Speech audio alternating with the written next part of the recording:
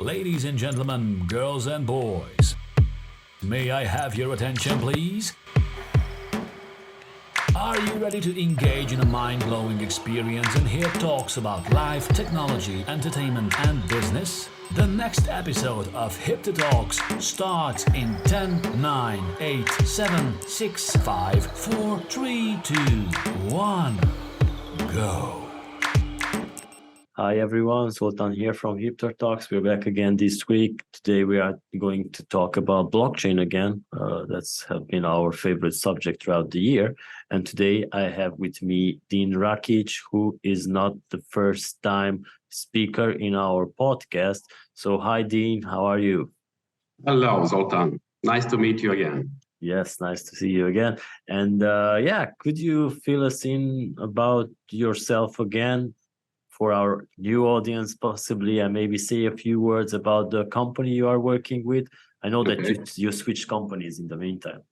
Yes, just a little bit about me. I am already more than 27 years in IT overall, and last fully 10 years, I switched completely my position to be positioned in the blockchain, actually, not only from the perspective of the cryptocurrencies and the crypto world, but overall of technology and putting technology in the practice, not just to be in a theory, but having the real examples from in different kind of industries, and actually to put the benefits of distributed and decentralized world in whole mankind of having the benefits from decentralization and distributed technologies.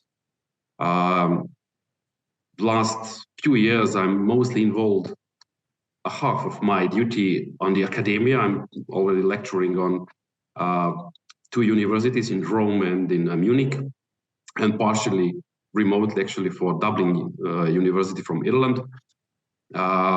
Lecturing data science, big data analytics, blockchain, and the cryptocurrency, and digital finance completely based on distributed ledger technology and new digitally transformed actually methodologies that trace all our daily duties nowadays. And another half, I'm spending mostly on intellectual property, dealing with the blockchain technologies, completely pushing some last year a few patents for new consensus protocols, for some real implementation in the IoT from blockchain in the smart cities, in the industries, and so on.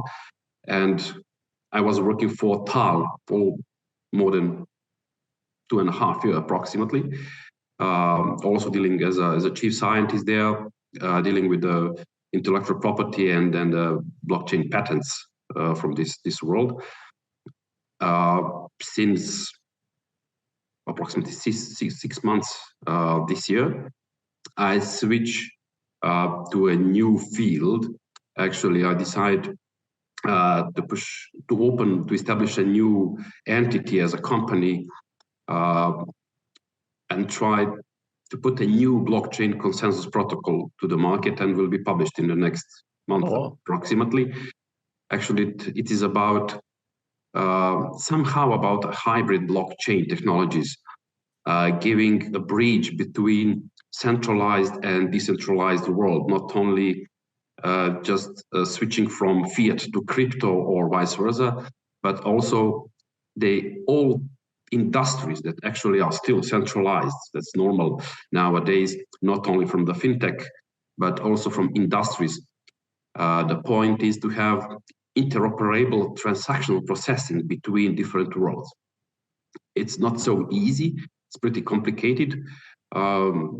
Next week or next 2 weeks maximum, we'll publish the scientific paper about this new consensus protocol about interoperability, like a proof of interoperability, and based on that will be new blockchain next month.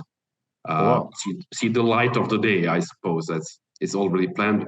The platform technically is already built. We are at the moment testing the the operability of this platform.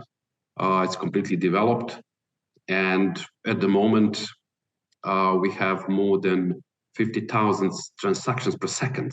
Okay. It's pretty scalable. We solve so many problems based on this protocol that could be actually implemented in any kind of industry, no matter which industry. The core is always we are talking about data. Each transaction is actually containing data.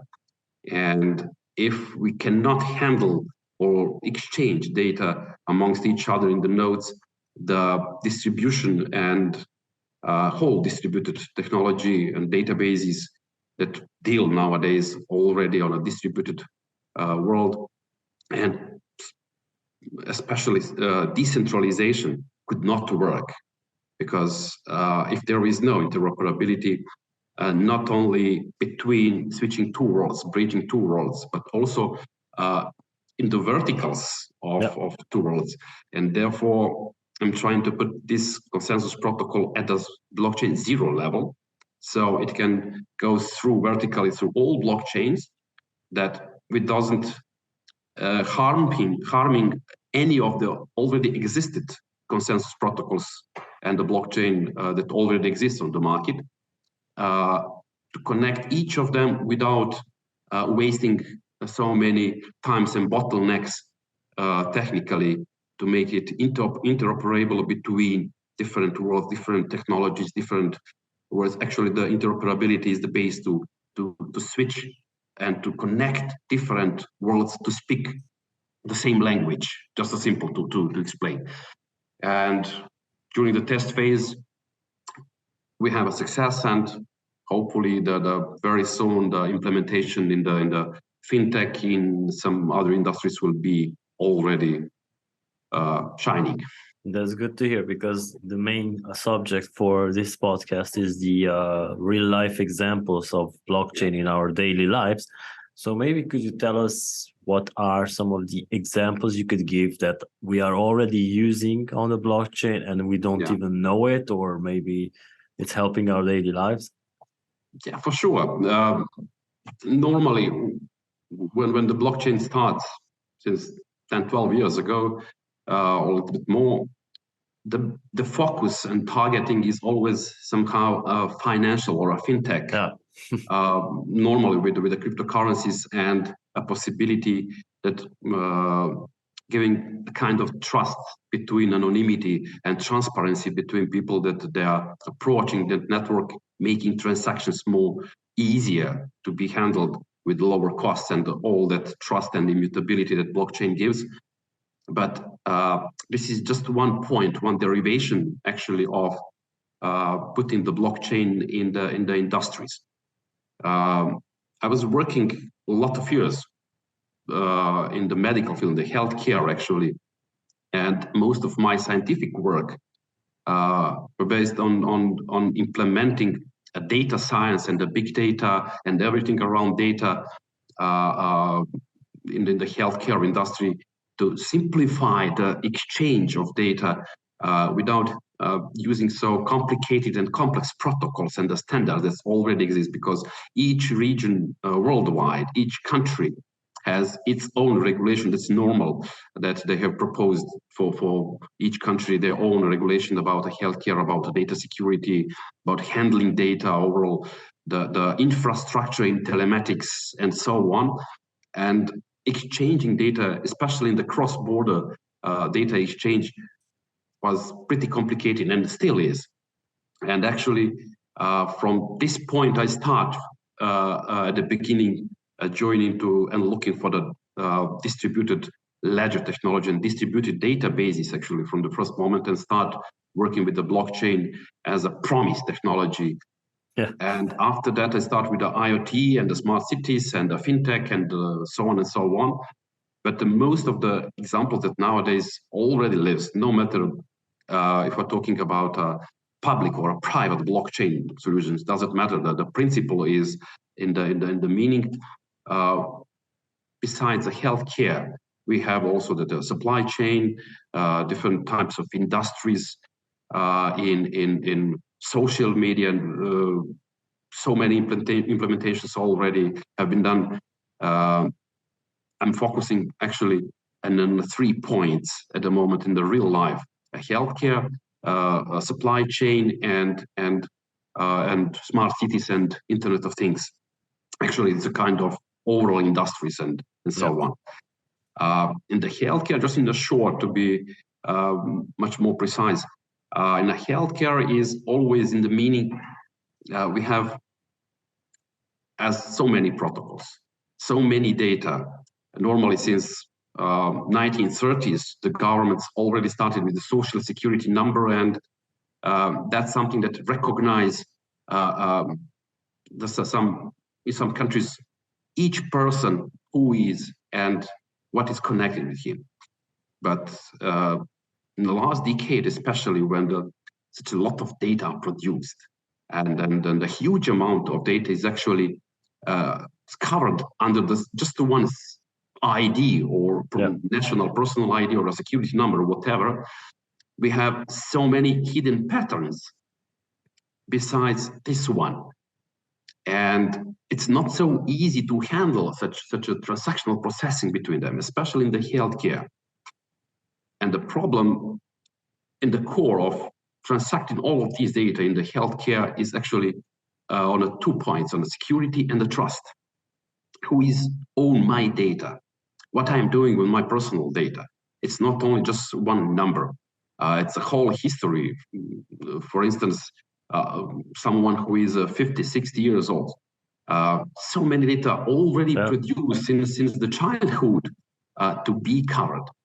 And what to do with this data? Where data are stored? Who is the owner of this data?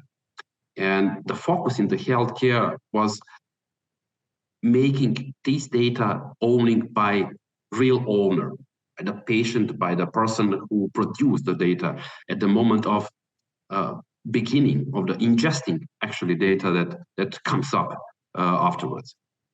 All that afterwards that happens, like exchanges and transacting data between different entities, stakeholders, with the clinics, with the insurance companies, with all third parties, actually makes troubles and makes it pretty complex, because there is no unified system, so to say, or a protocol.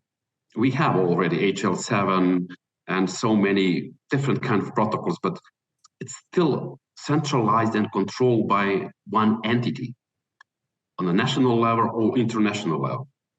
The blockchain comes a little bit like a promising technology in this part, and solves tiny parts where the interoperability actually reach the light of the world, and helps to have all these entities to speak with the same language, with proving the complete interoperability, the trust, security, and all the things that normally the immutability. Once the problem, what happens? We have so many databases, warehouses worldwide, storing different kind of data of some patients, their patient history, about the clinical research that have to be merged somehow. By putting blockchain inside, we solve, at most of the cases, the interoperability problem. Not completely still, but it will, because it's still not a time to have all that in the public blockchain. It's a kind of future, and probably will be in the next decade that we can reach that point that the healthcare could be mostly on a public blockchain based, or such a kind of distributed technologies. But now is still some kind a step forward, putting that in a hybrid world, a partially centralized and partially mostly step-by-step go to the decentralized world, where the patient, the owner of data, will be a real owner. And no matter if you want just to have its own data, to give to someone for observation, for some other research studies, or to monetize them.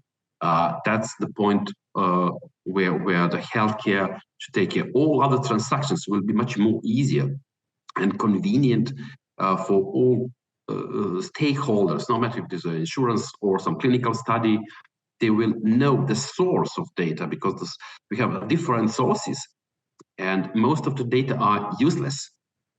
We have a bunch of data that comes up to the different from different parties, and clinical studies should decide which kind of data to use. It's not so easy to pass the process of, for instance, of data extraction, cleansing, and so on, whatever filtering that needs to be done before any study, before any disease to go through and to make recommendations and make. Actually, the blockchain will give an ability in the healthcare to make a decision-making process much more easier, and to handle and to give the fast decision point from both sides, from the patient side and also from the physician doctor side from another. That's the point where the healthcare is focusing with the blockchain. Normally, developing so many standards, protocols, and so on should be covered to make that interoperability. All right. Yes. Yeah, go ahead. Another point is a supply chain. Yeah.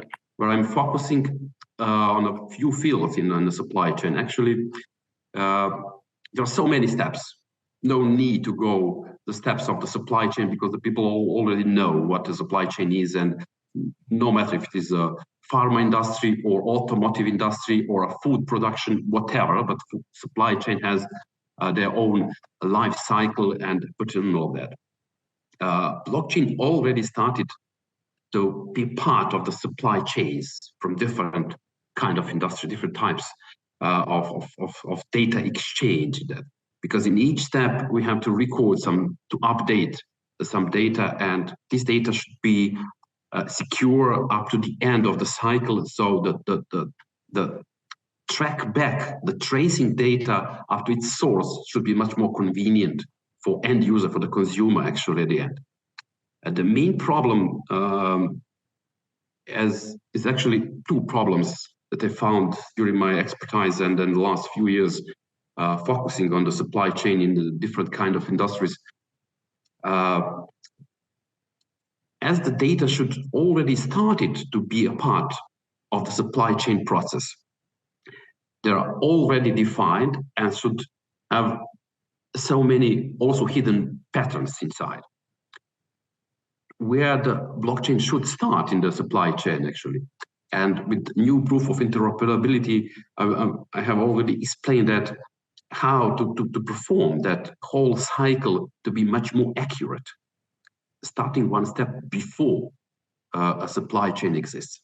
Already, for instance, in the production plant, it should be started actually at that point, one step before the supply chain. Because in most cases, people think, yeah, supply chain is putting a few boxes in the lorry, and at that moment, we are transporting from the production to the consumer. That's supply chain. Yeah, sure, that belongs to supply chain. That's true. That's part. That's a part. That's a part, actually. Just imagine a bill of lading that is a problem. People handle it, but so many obstacles happens worldwide with the bill of lading. Actually, with interoperable principle, which starts one step before the supply chain exists, in the moment where the real data, the raw data, ingested, then we can have the whole process of secure, accurate, and immutable data up to the end, and will be much more easier handling in the track back in the tracing data up to the vendor or the place actually where some food is produced.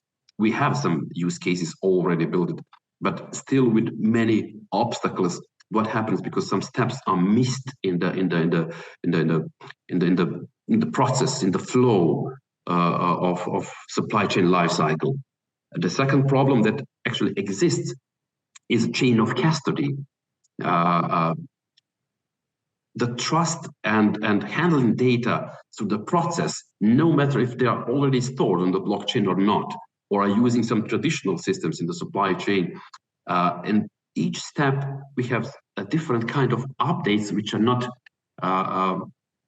so to say, equal to to the previous one. They're not following the same procedure because each vendor that comes up with their own parts in the supply chain use their own system, the IT infrastructure, different protocols.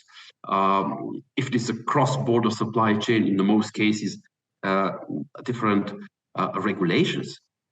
And it's not so easy to handle. So many changes happens and inconsistency between the steps occur still. And the blockchain can give that with immutable records, with a simplified record and actually unified encrypted system can handle the whole process when the data goes through the whole process from the beginning to the end. That's another step that I'm focusing, and already built some supply chain solutions on that, which are already live. Actually, at the production plant in one country, I'm not favoring now the regions where the people producing something, and after a few months, when the goods are delivered, actually at the warehouse in Europe, they estimates a lot of problems because on the production line, it was just a simple copy pasting of data that are handling, putting in some Excel files. I have nothing against Excel. Excel is a perfect tool, but actually the input of data were mostly wrong.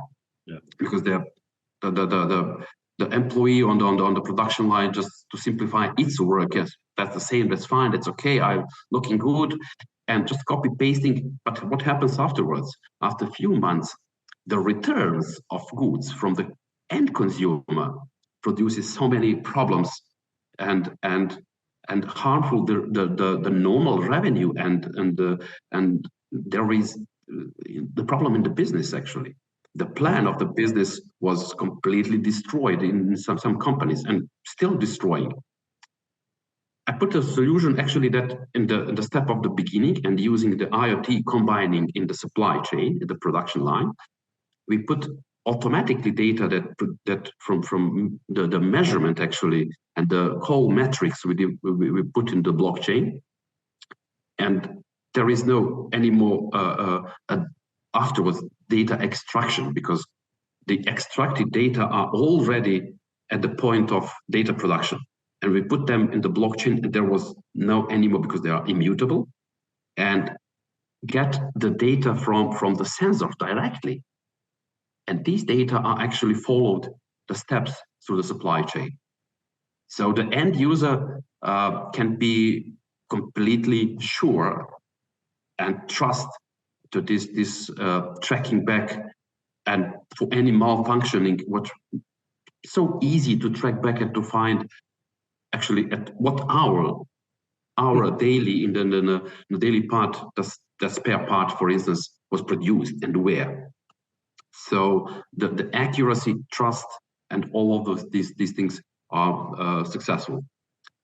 I touch the IoT and the smart cities.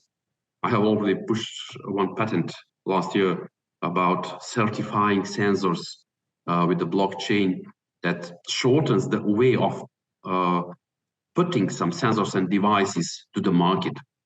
Because each vendor producing some device, sensor or any electronic part, after the testing it technically and pass all the security tests, all the tests, penetration tests or whatever, they need already a few months to push it on the market because of the different regulations regionally.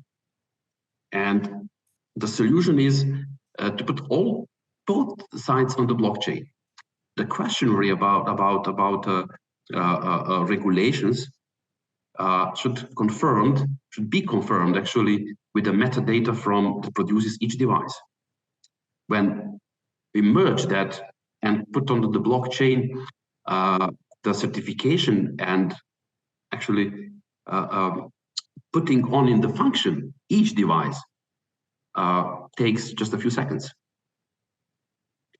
That shortens the period of at least 2 or 3 months waiting for these sites to be at the same line, at the same point.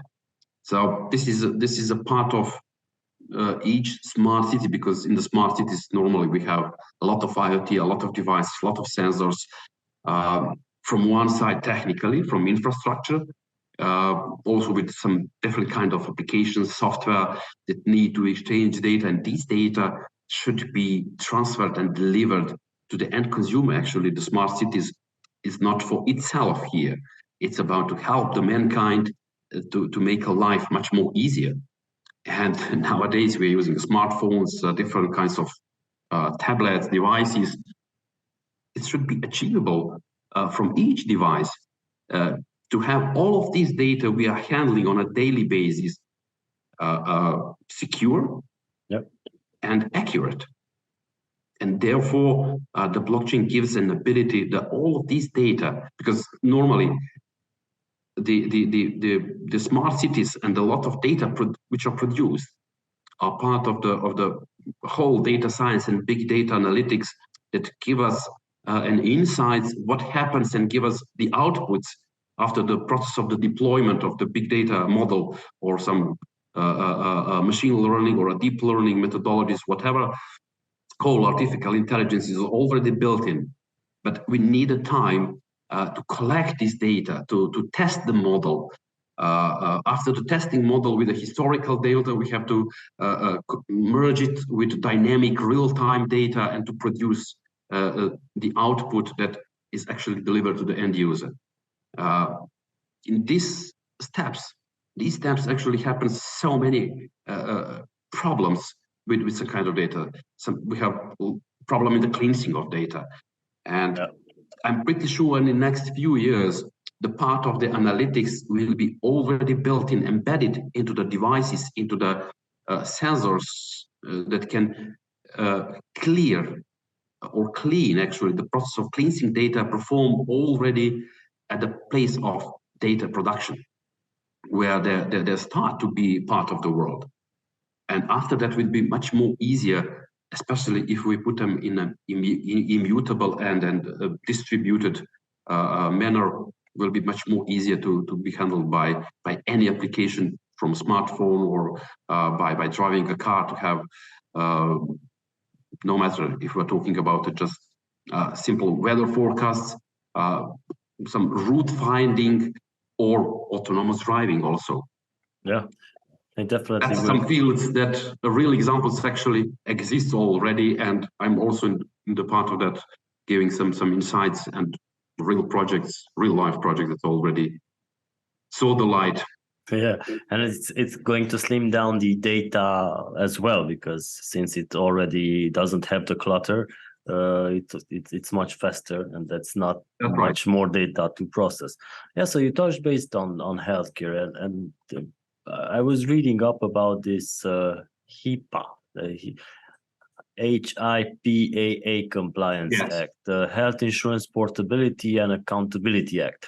Could you tell us more about this? What are your insights on it, and does it stop the evolution or helps the evolution of blockchain in healthcare? Yeah, just a little recap, because the HIPAA or HIPAA, Health Insurance Portability and Accountability, started approximately 1996 already.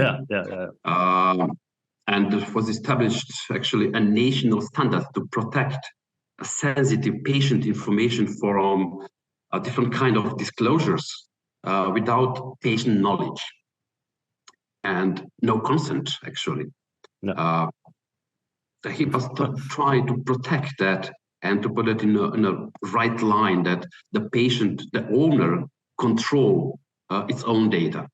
And the security normally is a problem which mostly cover this area about the patient data and all of its owner's part, because the clearly enterprise, so to say, because the healthcare is overall enterprise from the perspective of business. Security is missing something on the point when the data breaches, and it's on the rise. It's a rocket speed, because we are producing so many data on a on an hourly basis in the healthcare. But the data rise and having so many problems and obstacles by securing data, putting so many security barriers to check it and to exchange data, it's costing healthcare providers not only millions, maybe billions of dollars, and actually impacting millions of patients, users, actually the people. And the blockchain here help to HIPAA and turns technology. By using a blockchain technology, it returns a healthcare overall data to the patient. That's the point, because the blockchain and the security goes hand in hand. So basically, it reinforces the act. That's right. That's right. And normally, it's particularly in some points relates and matters to privacy and IT security. Okay. We have lots of problems. We know in the last few years, not going in a decade, the hacking and the stealing data from healthcare simply happen. Simply happen. That's something that we cannot put just a wall and do not touch that. That's not possible. Exactly. That's the point. And from technology perspective, also by using all the regulators and the HIPAA compliant medical rules, all the records that goes through system to system should have a simple way to protect each record on the manner of immutability and making transactional processing of data. It's again about the transactions, because each data exchange is actually a transaction.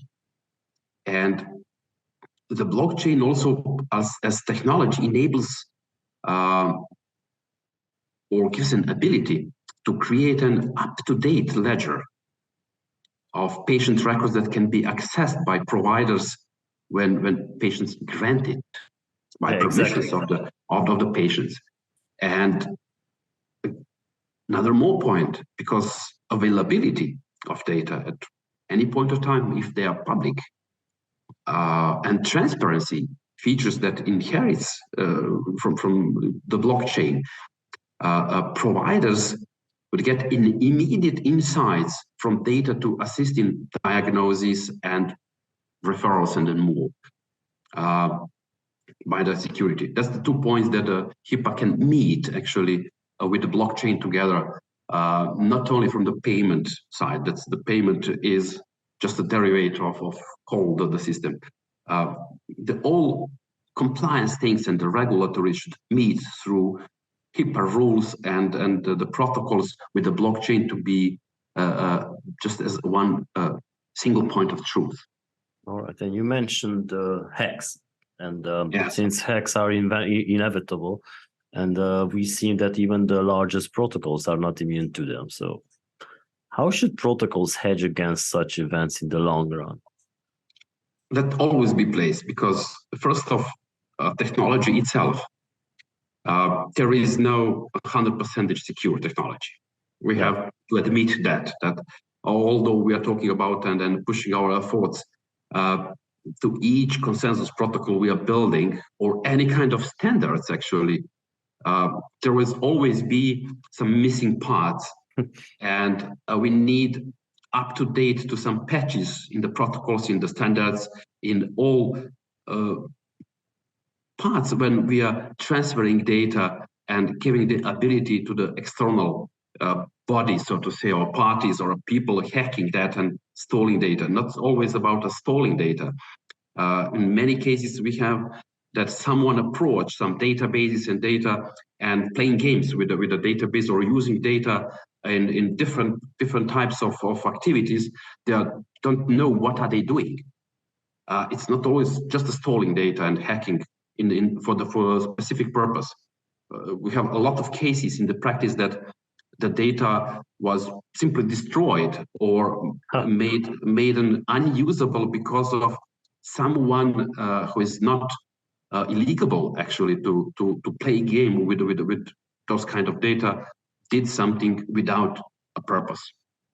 And after that, the recovering, no matter how strong infrastructure actually we have, and put the efforts in the infrastructure to be completely secure and unbreakable from all of this firewalls and the things, putting the data in the containers, making them pretty complex, but always between the data and the applications in the handshaking process, it's always space for approaching data. And the efforts are mostly made from two sides, from the application sides and from the infrastructure side. But what happens in the broadcaster part, where the data actually flows between them? This is the space where the mostly crashes actually comes up, and people occasionally or non-occasionally approach to some source of data. In some cases, it's a hacking. The people who knows why they are approaching that and looking for a specific kind of data that they will afterwards monetize or from different reasons. But there are so many efforts actually from the regulatory bodies, because counterfeiting of terrorism actually and anti-money laundering is a part where we have to have focus in the next years. The first regulatory bodies should approve that technology can give a help for that, and to give actually the green light, the technology can completely patch this process in the bridge between in the mixture of technologies, to left no space for any hacking. Normally, I'm pretty sure, and as technology evolving, especially when we are announcing quantum computing and all the things that will be ready in 3 to 5 years almost to be on the desktop, I'm pretty sure that, because I already have some insights in the development of the quantum computing, because I already prepared my new consensus protocol to be a quantum ready. Because normally the all encryptions, as the people think about that, and so many talking and tests about all the encryption will fail by using a quant or post-quant algorithms and computing. That could be true because it's obvious. It's another approach of exchanging data and handling data in a much more faster way. The amount of data that will be proceed for each transaction will be just a small part of the quantum computing. And building that protocols that actually support the quant and post-quantum algorithms and data exchange will be also a step forward in the next years. Yeah, that sounds exciting. You also mentioned social media platforms or social networking platforms as decentralized ones. So where are we at right now with the decentralized platforms, and do you have maybe some guidelines? Yes. Talking about the guidelines in the social media and the complete media world, actually, it's not so easy, because the streaming actually and producing so many, it's not a problem with the structured data. When we have a good structure of data, just from touching a little bit a point of data science in the core and the fundamental point, handling with structured data is not so complicated. The technology, no matter traditional or decentralized, distributed, can handle easy with that. Yeah. But nowadays, we are surviving the era of unstructured data that comes from those different sources, from the videos, texts, voices, audio, the whole stream industry actually, which is connected completely with the social media. It's some that touch the point what to perform now, what to do now, who is actually owning this data, who is the producer, who is the consumer of this data. Although we are talking about a lot of networks, social networks nowadays, they handle with this data. They use this data in a normal corresponding between peer-to-peer, and decentralization in the social media and the social networking, not just using a Facebook or an Instagram or such networks, much more popular nowadays. They are pretty centralized still, because they are owning our personal information, personal data. Putting a step forward in, for instance, a digital identity, where each person should get an ability to organize the ownership of its own data, which would be much more easy to handle, because there in that point will not be need to have some third party or a centralized body to decide what data should be exchanged between, and will be a real power. But so many things should be needed in the next years, that social media should completely be decentralized and distributed, because normally the blockchains from the layer 1, for instance, which are built something from ground up to scale, decentralized social applications, comes up to the billions. And no matter we have so many blockchain technology that is perfect, they are really perfect, and gives all the purpose that they are invented for, actually for as a blockchain technology to be handled and to be useful in the social media. They are still not, because we cannot push everything at once to be public. So many things should be first regulated. The infrastructure should be used in a proper way to give a support to the decentralization. Normally in the social media, if we put that in a public blockchain, for instance, each person or each node, each stakeholder, each peer, whatever, however we can call them or use them in the networking process, should be able to be a verifier, to act as a node for verifying. That will put much more transparency and give a much more trust, no matter if it is anonymity or not, because the anonymity, what we are talking about, it is already a mandatory form, for instance, in the crypto world, in the crypto payment, under the MiCA regulation from European Union, that the KYC is mandatory. The data about the KYC will be stored, no matter talking about the public and the private keys. The technology doesn't matter. It's not necessary now to talk where they are stored and how they are handling, but actually they belong to the user. And the user will handle with it. And once someone goes through the KYC and got his identity to the network, there is already built a trust for the next user and data exchange. It's also a chain reaction, Of course, from some chains and some crypto all over the world comes up, yes, but it's harmful anonymity or no? No, it doesn't harmful anonymity, because we need to identify ourselves. There is not just about talking about the personal control of someone, but it's built actually a trust in the core.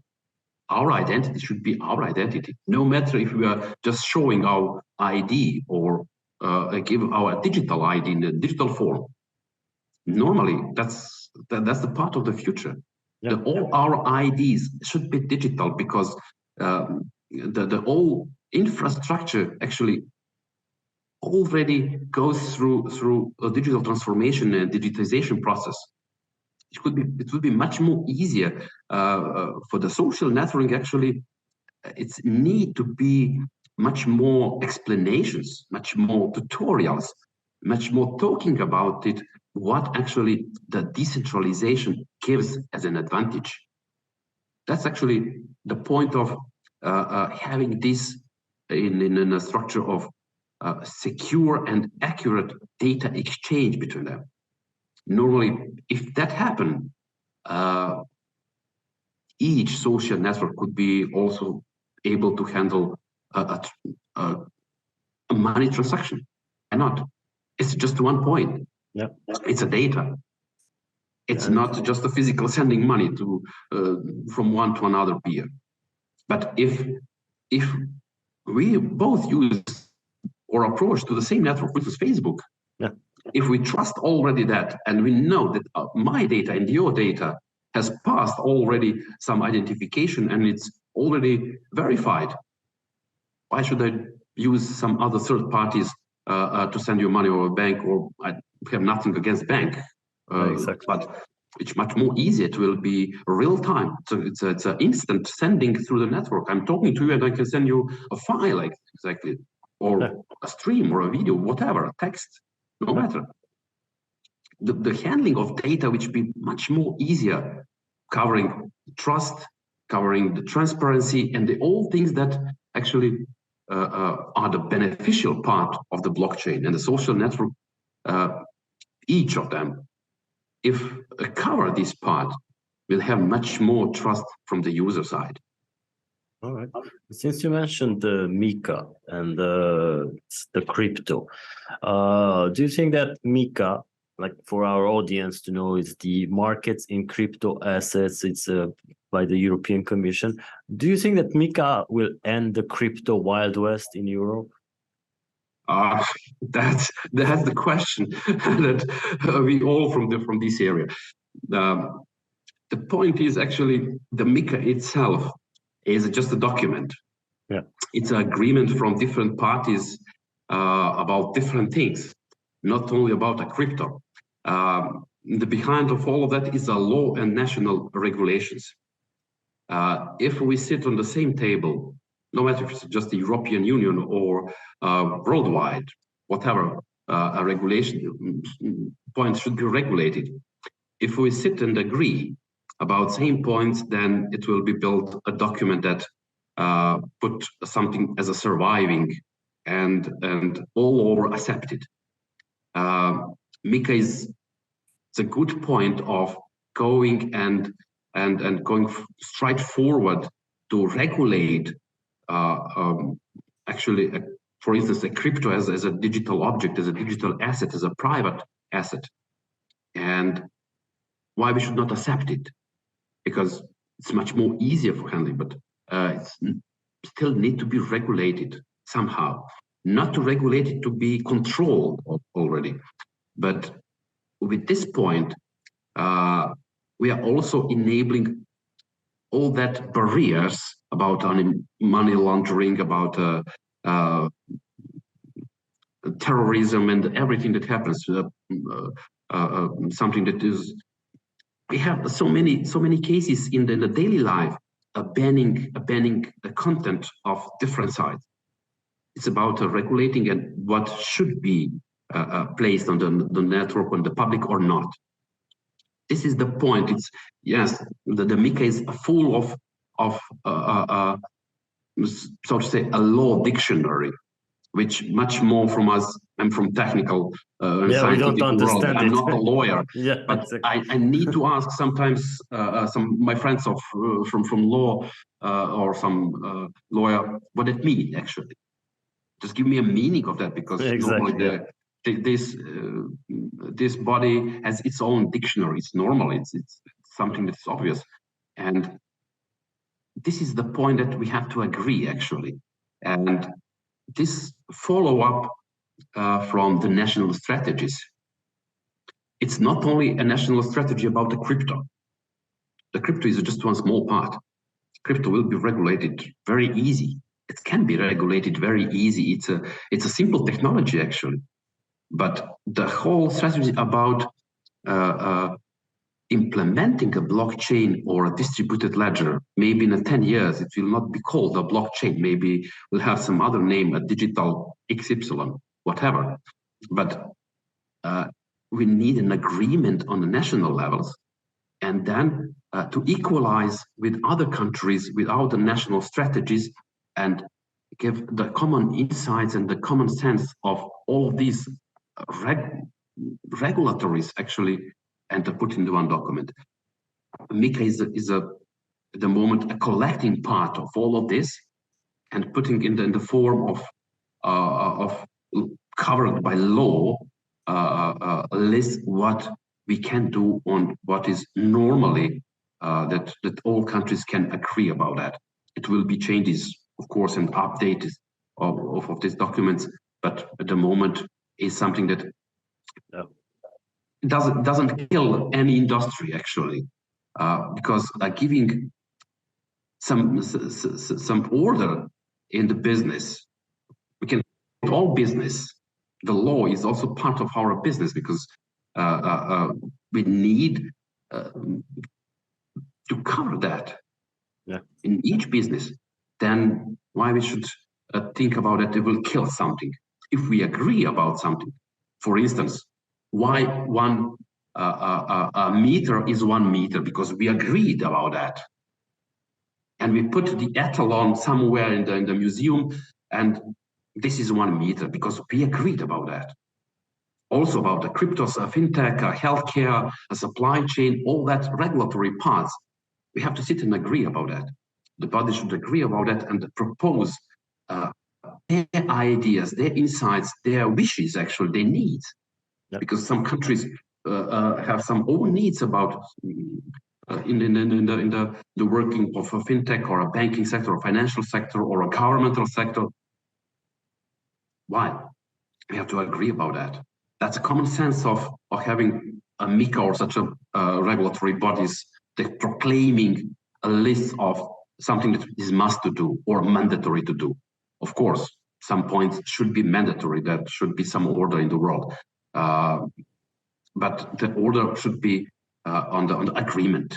Yeah, exactly. And actually, the all points that happens here is some kind of agreements and should not kill anything. We have to harmonize these things in our daily life. It's not so easy always because in the different regions we already try to live on our own way.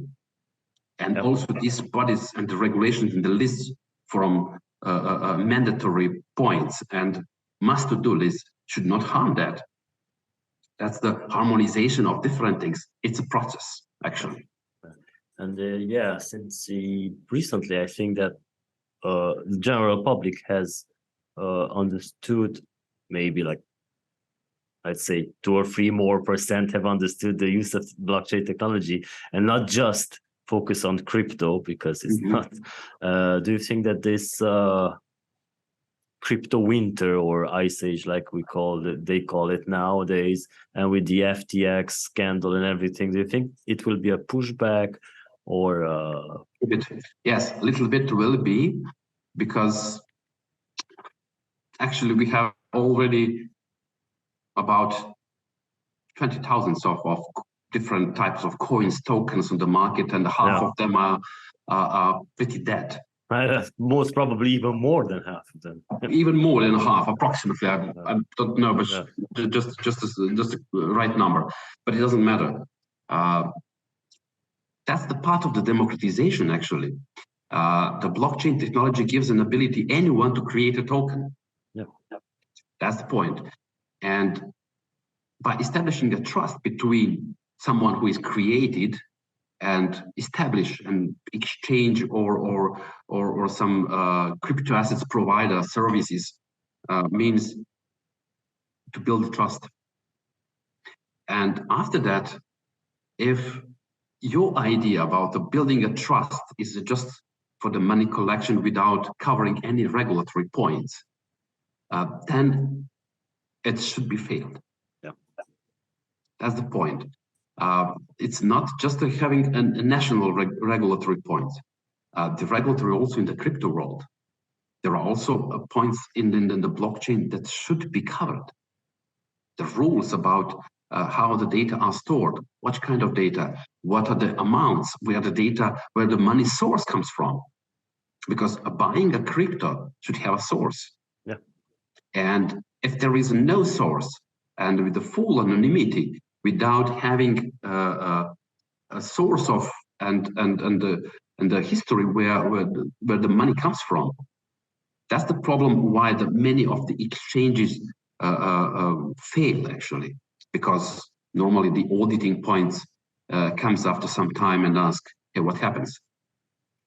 We are producing something that is, in most cases, the cryptocurrencies has no physical assets that cover that. We are producing actually a virtual money. E-money should be an amount of something from the physical world that guarantee, or should be something like a service. It could not be only a house or a vehicle or a car or a 1 kilo of gold, whatever. It should be backed. Yes, it could be backed also on a service. Some service that if I'm providing you a service, it's 1 hour of my service. It's normally it could be everything can be digitized and put in a digital form somehow, can be a token. The process of tokenization is pretty open for everything. We have just to follow the steps how to produce it.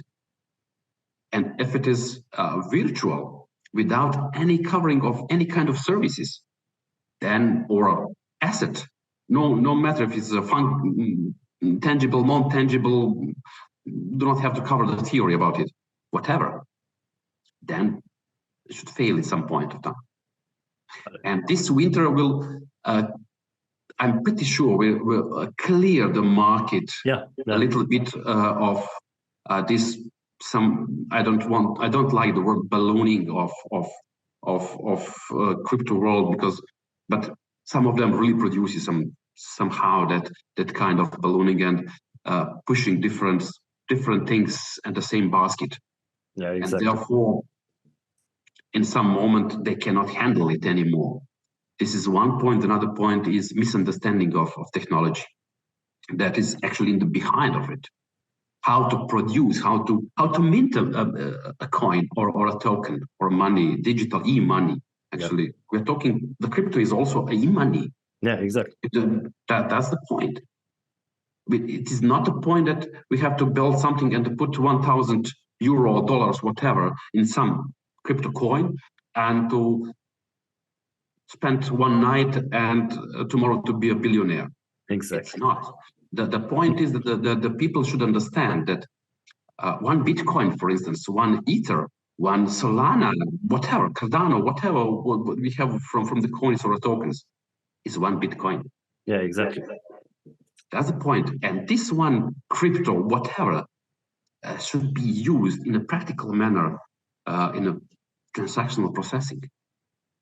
No matter how much it's costing some other, in a fiat or in other currency. It should be covered with some real service value, because it should produce a value. All these cryptos, all these fintech, all these financial points in the transactional processing is actually built to produce a value. If we produce just once a value, it's not a success.